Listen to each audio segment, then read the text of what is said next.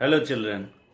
Today in this video we are going to discuss the atmospheric pressure. So first of all, what do you mean by atmospheric pressure? Then we'll discuss how atmospheric pressure varies from place to place. Third thing that we are to discuss the major pressure belts of the earth. Let's begin with the definition. What do you mean by atmospheric pressure? A very simple meaning is that the force applied by the atmosphere on a unit area of the Earth's surface is known as atmospheric pressure. You know that any material body exerts force on the surface where it is kept. Like when you keep your bag on your head, you will have some pressure on your head, and this pressure will be, and this force will be exerted by your bag, because bag is a material body. The books and other contents that it has together make a material body. Material body has mass, and because of mass it applies force downward. When this force is calculated in per unit area of the surface of contact, this is known as pressure. So atmospheric pressure is the force applied by the atmosphere on unit area of the Earth's surface. Fine. How is atmospheric pressure measured? The atmospheric pressure of a place is measured with the help of an instrument that is called barometer. Earlier we had mercury barometer, and now the new one that is more convenient in use is aneroid barometer. So we will be discussing these two types of barometers also. I will give you a simple idea of the working of these two barometers, and you can also easily decide which one is much easier to use. Then the unit in which we express the atmospheric pressure, this is millibars. The atmospheric pressure is measured in millibars and bars. 1 bar is equal to 1000 millibars. It's just similar to this fact that we record the temperature with the help of an instrument that is called thermometer. So what is thermometer to temperature? Barometer is to atmospheric pressure. And temperature is expressed in terms of degrees Celsius and Fahrenheit generally. Similarly, the atmospheric pressure is expressed in terms of millibars and bars. Okay. The atmospheric pressure. Okay, so we have two types of barometers for measuring the atmospheric pressure: mercury barometer and aneroid barometer. So first of all, you see how mercury barometer works.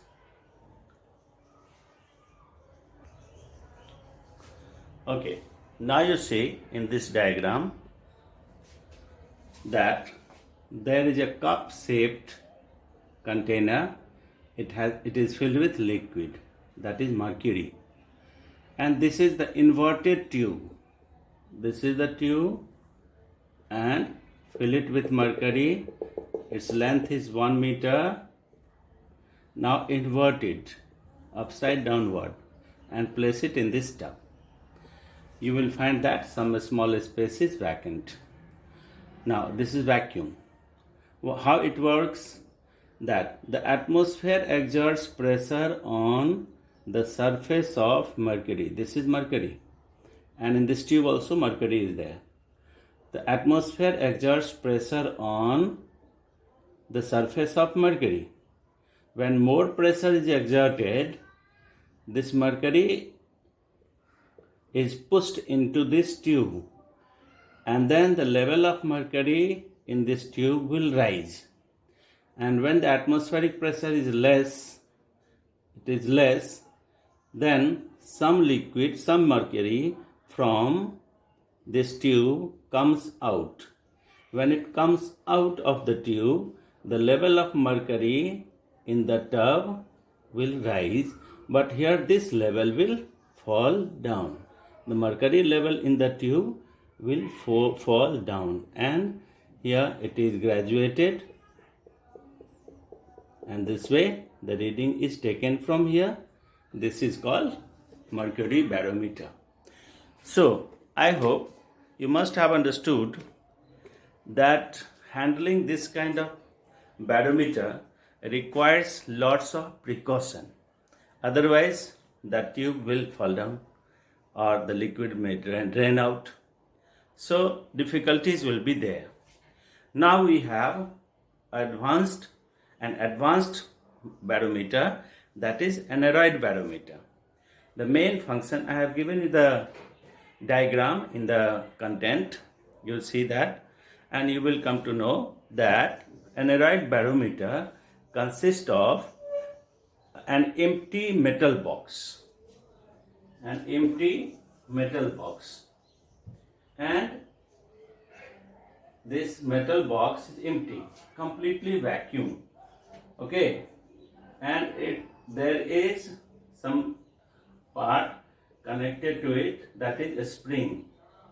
Okay, what happens when the pressure on it, on this surface, is more? When the atmosphere exerts more pressure, because of vacuum, the top surface of the aneroid barometer bends down. So this point will come down, and this is connected to a dial here. This dial has the pointer. With the help of chain, it is connected. So when this surface comes down, what happens? The chain pulls the wheels fitted in it, and the pointer will show, the pointer will come down. Pointer will show lower reading this side.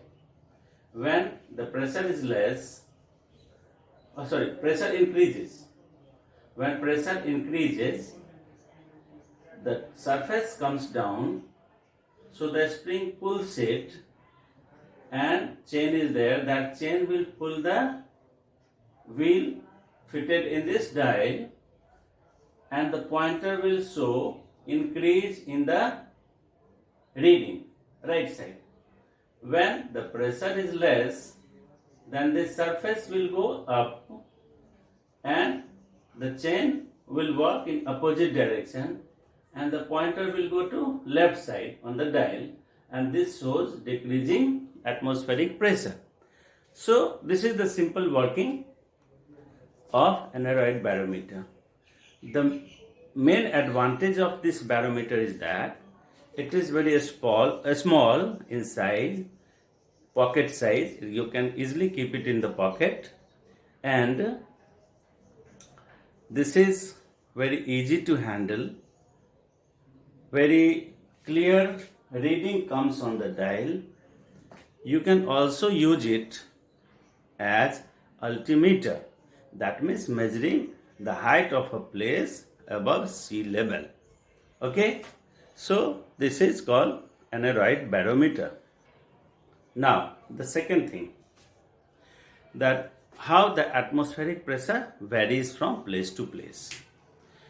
Atmospheric pressure varies in two ways. First of all, when you go higher and higher, the atmospheric pressure goes on decreasing. How so and why so? There are two reasons why it happens so. When you go higher and higher, the atmospheric pressure goes on decreasing. Reason is that, so why it happens so? You see in this diagram, one person is here standing on the plain, and the other is standing on the mountain top. What happens? The person who is standing here on plain, on his head, this column of air exists. Suppose this is the upper limit of the atmosphere, then on his head you can find such a tall column of air is resting. And this person is at higher elevation, so on his head shorter column of air is there. So who will feel less pressure and who will feel more pressure? Now it is very clear to say, because this person is standing at higher elevation on the mountain, so the column of air on his head is shorter, and the column of air on his head, who is standing on plain, is much taller. The taller column will exert more pressure and shorter column will exert less pressure. So when you climb a mountain, the atmospheric pressure will go on decreasing. Okay, you will study about its effect in science, but this is the fact. One thing more, that on the Earth's surface the density of air is much higher, but as you go higher the density of air decreases. The density of air decreases.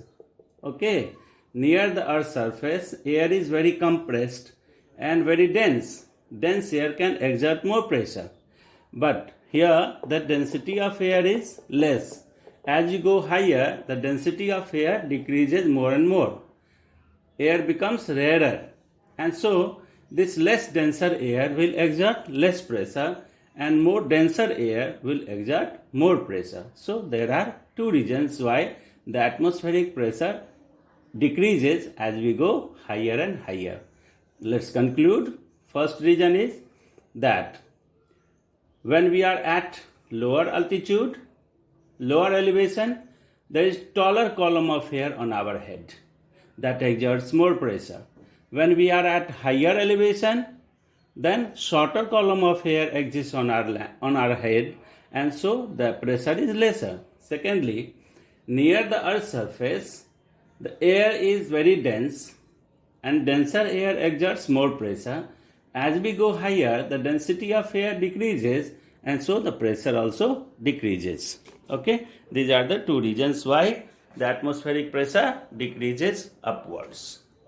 Now, second way in which the atmospheric pressure changes. Second thing is that in the higher areas, in the hotter areas, when air becomes hot, hot air expands, becomes light and starts rising upward. This rising air exerts less pressure, so the pressure will fall down. Like in equatorial region, it is always very hot because the sun rays are direct, and direct sun rays heats the land intensely. The air in contact with the Earth's surface is also heated intensely. This hot air expands, becomes light and rises higher and higher. That's why the atmospheric pressure falls down. Just on the contrary, that in polar areas, it is always very cold, and cold air is dense and heavy, always keeps sinking. This sinking dense air increases the atmospheric pressure. So, when you go to a hotter area, the atmospheric pressure decreases. When you go to a colder area, the atmospheric pressure increases. In summer season, the land is hotter than water bodies. So, on land, that is hotter region, the atmospheric pressure falls down. Low atmospheric pressure occurs. And water bodies remain cooler than land. So, on the surface of water, oceans, the atmospheric pressure is higher. Okay. Now, in other season, winter season, the land becomes colder than water bodies. Since land is colder, so the atmospheric pressure is higher, and water is warmer than land mass. That's why the atmospheric pressure on water bodies will be lower. So there is difference due to the land and sea contrast in each season. Okay, so let's conclude. Hotter areas will have less atmospheric pressure and colder areas will have high atmospheric pressure. So these are the two ways in which the atmospheric pressure varies. When we go upward, the atmospheric pressure goes on decreasing, and we go to second, in hotter areas the atmospheric pressure decreases, in colder areas it is higher. Okay, now we are going to discuss about the major pressure belts. Now, major pressure belts of the world. We have 7 major pressure belts from North Pole to South Pole. They are alternate high and low pressure belts. How they are created, I am going to explain to you the region, and I will also be showing you the place where they are located. Like in equatorial region, that is 0 degree latitude. You know that 0 degree latitude, equatorial region, is very hot region. Here the sun rays are always direct throughout the year. Land and water get heated intensely, and the air in contact with that gets heated. This hot air expands and rises, becomes light, expands, becomes light and rises. Okay, so the atmospheric pressure is low and it creates a belt extending between 5 degree north and 5 degree south latitudes, like 5 degree north and 5 degree south latitudes. So this is the 10 degrees wide belt, 0 to 5 degree north, 0 to 5 degree south. That means from 5 degree north to 5 degree south is the total width of 10 degree latitudes. What happens in this belt? That the hot air keeps rising all the time, and this creates equatorial low pressure belt. This is known as equatorial low pressure belt. You should note down equatorial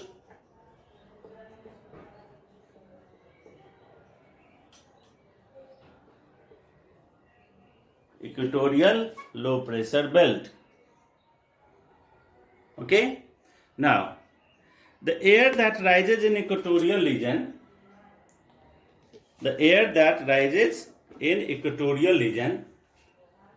while rising it becomes cool and cool and cooler and cooler.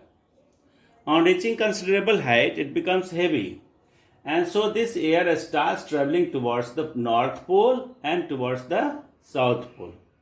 But by the time they reach 30 degree to 40 degree north latitude in the northern hemisphere and 30 to 40 degree latitudes in the southern hemisphere, this air becomes very dense and heavy and starts sinking. These two latitudes are in northern hemisphere and these two are in southern hemisphere. Okay, so the hot air that rises in equatorial region partly travels towards northern pole and partly towards southern pole. On the way between 30 to 40 degree latitudes, this air starts sinking in this belt. This sinking cold air will create what kind of pressure? You must have guessed. Low pressure or high pressure? Obviously, sinking air creates high pressure. So this is a high pressure belt and its name is subtropical high pressure belt. This is also the subtropical high pressure belt of the southern hemisphere. Okay, now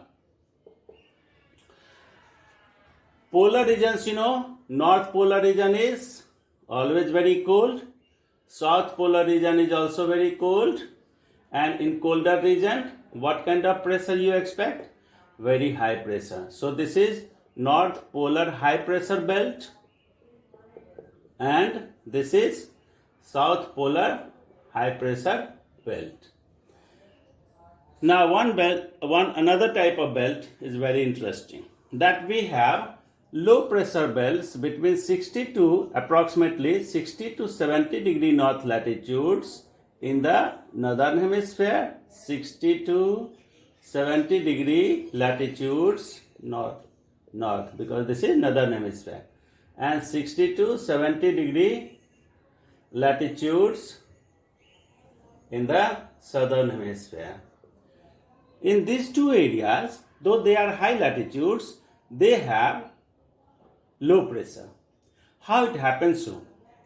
In fact, the cold air mass from the polar region travels towards south, here, towards equator, you can say, because when we take both the hemispheres towards, okay, and this is high pressure area. The air in this region, though it is colder than the air present in equatorial region, but this air is comparatively warmer than the air coming from polar region. So this comparatively warm air coming from subtropical region,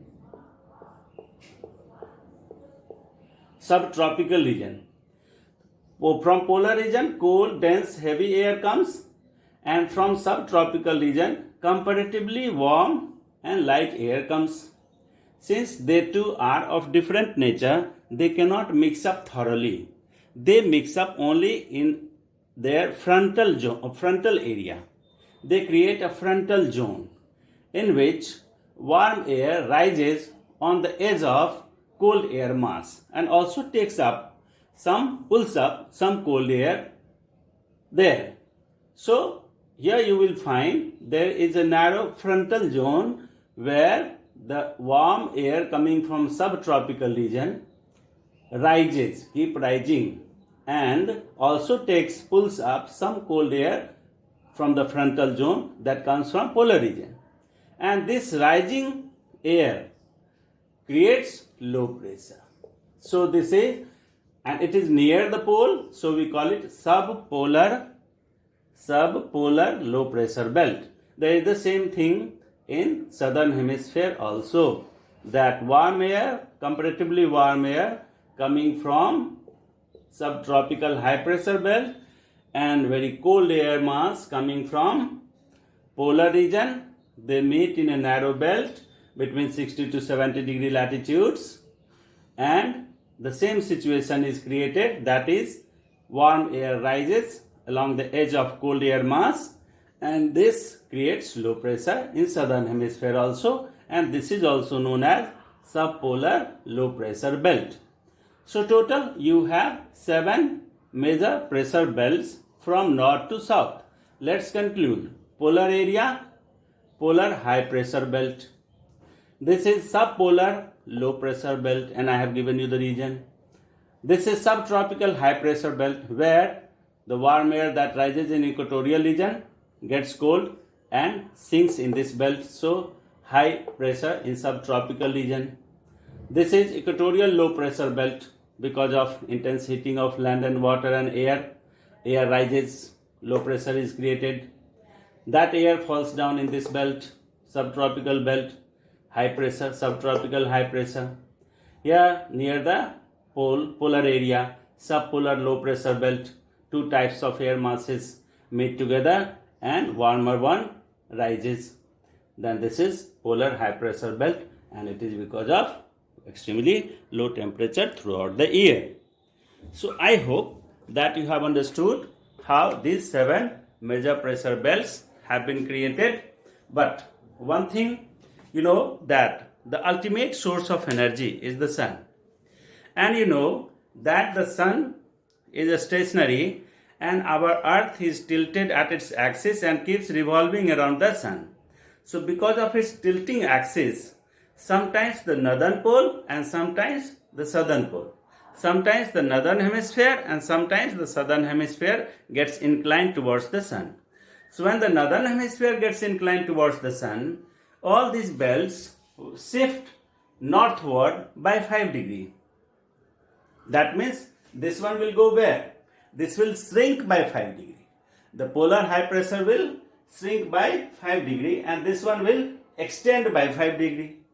But other belts will shift by 5 degree latitudes. Like this one will be extending from 35 to 45. And this one, if northward it goes 0 to 10 degree. And this one 35 to this side, 25, like this, all will shift by 5 degree north latitude when the northern hemisphere is inclined towards the sun. When southern hemisphere is inclined towards the sun in the second half of the year, then all these belts will shift southward by 5 degree latitudes. Okay, and this causes different seasons in certain areas where two belts are in contact. Okay, so I hope you have understood this topic. The rest will be discussed in the next video. Thank you.